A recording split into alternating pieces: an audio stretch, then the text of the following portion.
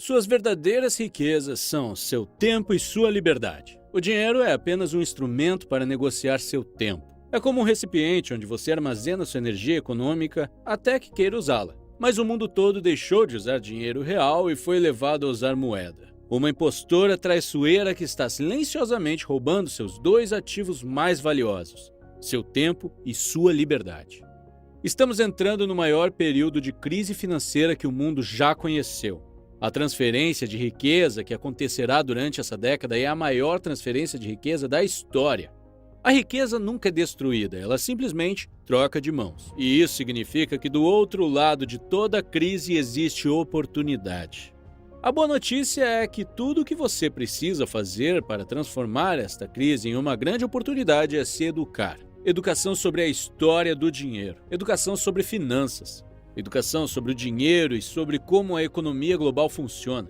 Se você aprender o que puder sobre o que está acontecendo e sobre como o sistema financeiro funciona, poderá se posicionar do lado certo da transferência de riqueza. Winston Churchill certa vez disse: quanto mais longe você olha no passado, mais longe você consegue ver o futuro. Esse vídeo é sobre como criar sua própria bola de cristal. Uma das principais razões para estarmos na desordem financeira atual é que as pessoas não entendem a diferença entre moeda e dinheiro. Moeda é um instrumento de troca, uma unidade de conta. É portátil, durável, divisível e também é algo que denominamos fungível. Fungível significa que cada unidade é igual à próxima. A nota de $1 que está no meu bolso compra o mesmo que a nota que está no seu bolso. Dinheiro é tudo isso, e também uma reserva de valor por um longo período.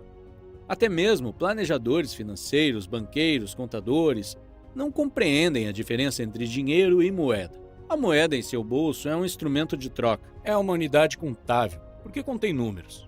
É durável, portátil, divisível, o que significa que você pode gerar troco, e é fungível. Fungível significa $1 no meu bolso compra o mesmo que $1 no seu bolso. Mas como os governos podem imprimir mais e mais dinheiro e diluir a oferta de moeda, isso significa que a riqueza é tirada do seu bolso, da sua conta bancária e vai para o governo e para o sistema bancário. Esta é a principal razão pela qual governos e banqueiros amam o papel moeda, pois com ele fica muito fácil manipular a oferta monetária e roubar a riqueza. Eles não desejam que ouro e prata sejam usados como moeda, pois não é possível imprimi-los. O motivo pelo qual ouro e prata são o melhor tipo de dinheiro são suas propriedades. É um instrumento de troca muito prático, pois o ouro e prata podem armazenar muito valor em uma área pequena. É uma unidade de conta. O ouro puro tem o mesmo valor em todo o planeta. Então, 1 grama de ouro tem o mesmo valor na Espanha que teria na China e nos Estados Unidos.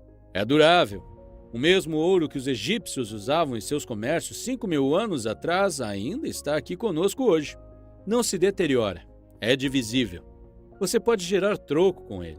É portátil. Você até pode usar algo como petróleo como dinheiro, mas não pode sair por aí carregando barris de petróleo para dentro das lojas quando quiser comprar algo. É fungível. O ouro puro é igual em qualquer lugar do planeta.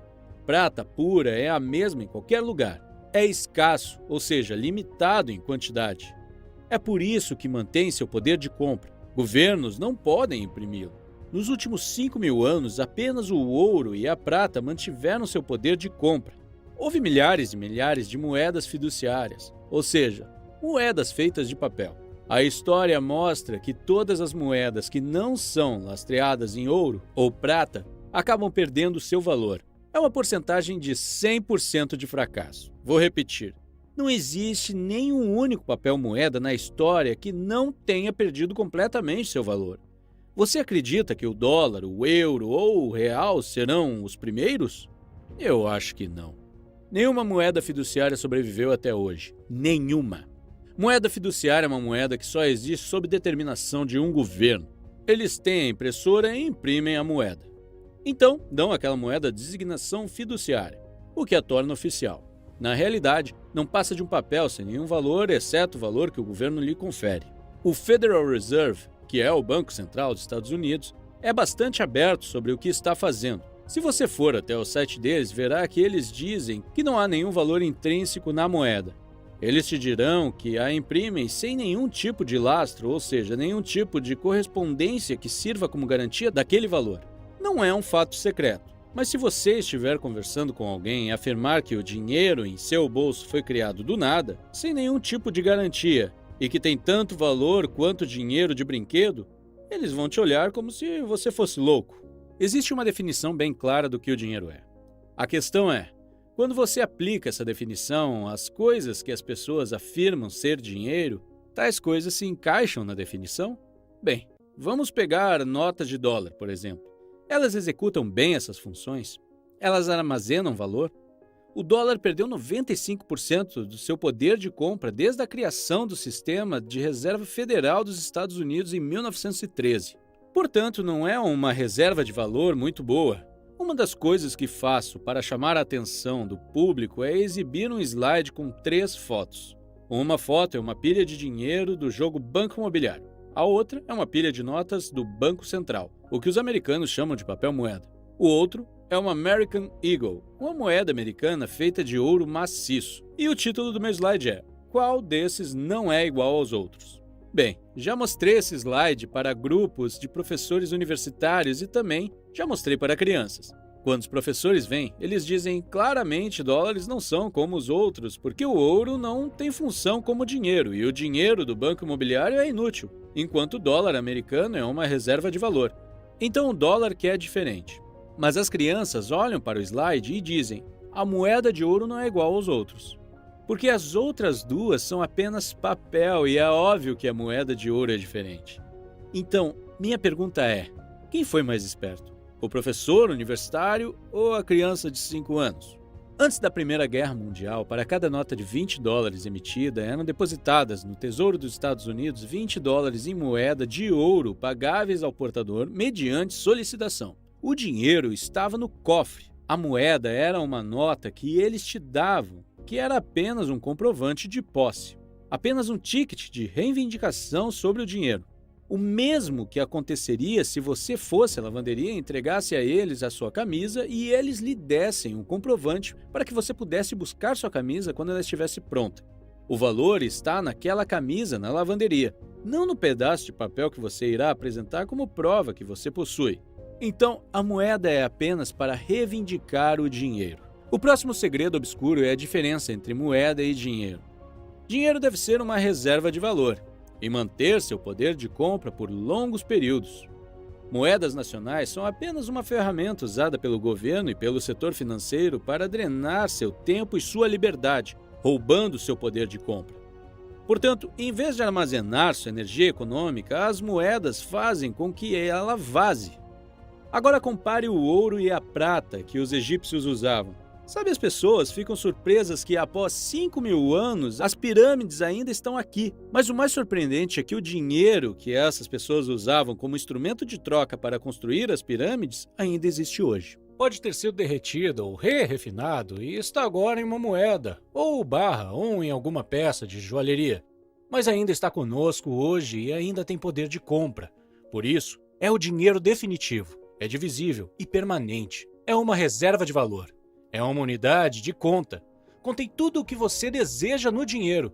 Não some nem pode ser multiplicado. Isso é o que torna o ouro o melhor dinheiro de todos. O que mais você pode querer?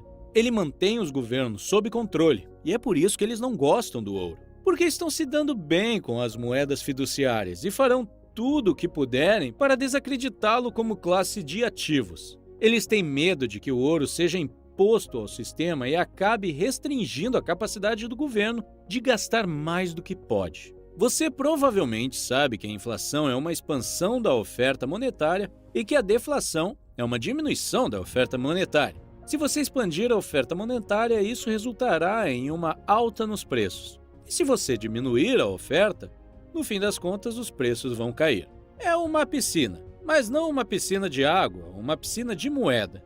E esses são os preços. Se você expandir a oferta monetária, os preços precisarão subir para sugar o excesso de moeda. Assim como uma esponja faria com a água. Os governos nunca param de imprimir mais moeda e colocá-la em circulação. Portanto, os preços continuam subindo.